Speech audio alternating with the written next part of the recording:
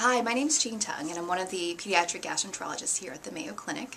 Since school is underway, I wanted to discuss some elements of school in which you can meet with your school officials to make the quality of life for your child better.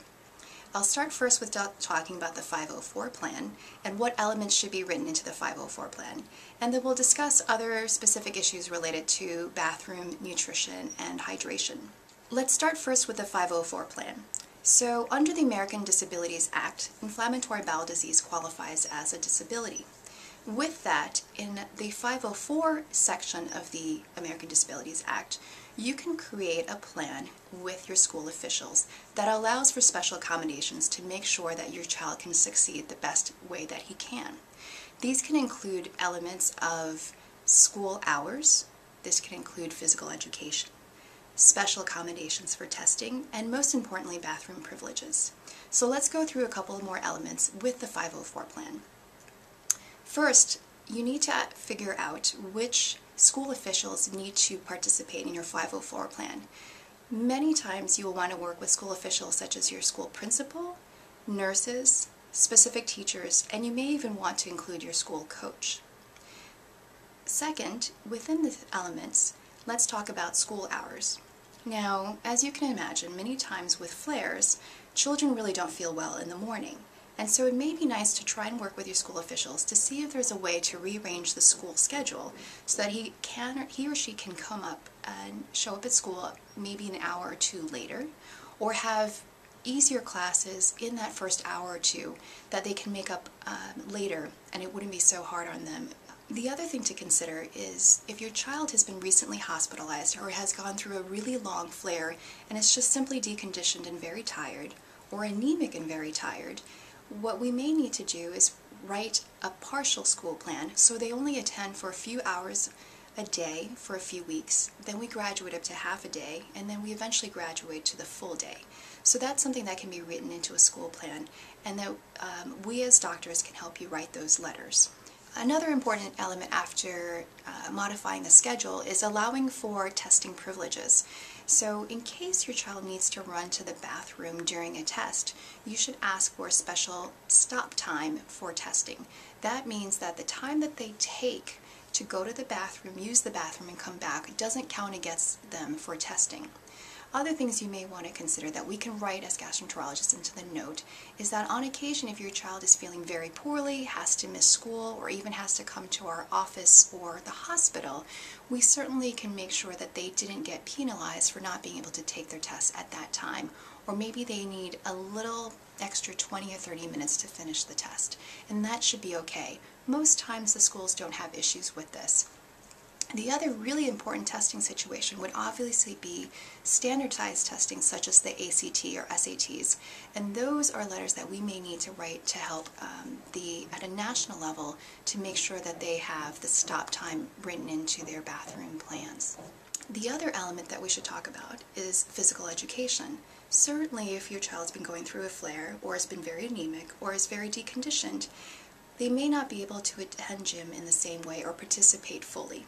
So that needs to be written into the school plan, and we need to make sure that the physical education teacher doesn't seem to single out your child and allows them to participate in some other activity that's not as stressful, or maybe they read for that particular time and then check back with the teacher. So the most important thing on all of these elements is that we don't want your child to feel singled out. There has to be a way to make up these things a little bit later, but they definitely do not need to feel more anxious or depressed about what's going on. But last but not least, let's talk about bathroom privileges. So written into your school plan is bathroom privileges. Your child should simply be able to raise their hand and quietly leave the classroom in order to go to the bathroom as often as they need without causing disruption. And again, they should not feel singled out. They should not feel bad about having to go to the bathroom. If possible, talk with the school nurse if your child could actually use the nurse's bathroom, because as you can imagine, it's a bit more private as opposed to going to the public restroom where they may feel that other people are there, they may hear something, they may smell something. So all of these elements are important to write into your 504 plan. Now, you can get copies of the 504 plan on the CCFA website, or we at the Mayo Clinic have copies of forms that you can review and use as a guideline with your school. Your school usually needs a letter from us describing what type of IBD they have and specific symptoms of flares that your child may have, and letters may need to change depending on what's going on, and we're always happy to write those letters.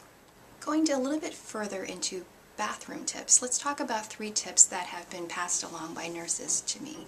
First is bring an extra set of clothing. It sounds very obvious, but it will be very helpful during those times when your child may have accidents. Depending on your school, either keep this extra set of clothes in their backpack, in their locker, or if necessary, with the nurse. Second, it makes a lot of sense, but investigate about looking to some air fresheners. Now, the air freshener that you pick should be portable, small, and really not have a heavy scent, so that if they're using it in the public bathroom, it doesn't draw even more attention to what they're doing. Third, bring some wet wipes. When you're having a lot of diarrhea, certainly wet wipes are going to be a lot more gentler than using tissue.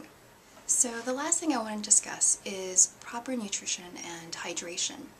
Now, if your child has had surgery, it's even more important to stay hydrated, but I think really for all of us, we probably don't get enough water throughout the day.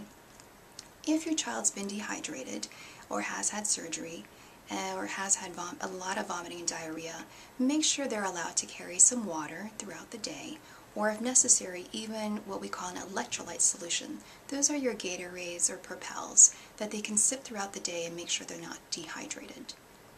Lastly, I can't stress enough about proper nutrition. When a child's going through a flare, we know that they need extra calories. This can just be a couple of 100 calories, but this may even be 500 to 1,000 more calories.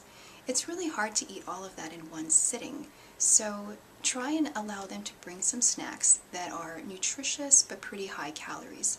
Certainly it's not as easy in these situations to bring, raw fruits and vegetables because they may cause a flare as well, but kind of work it out with your school officials and your child to see what works best for them. I often push things like Boost, Ensure, or Carnation Instant Breakfast. What's nice about these is it carries balanced nutrition, it's a lot of calories, and it's portable. So find out what works best for you. And above all, definitely involve your child in this process because it's their body. They need to feel in control of what's going on, and this is truly important for them. Thanks so much, and I hope you have a great school year.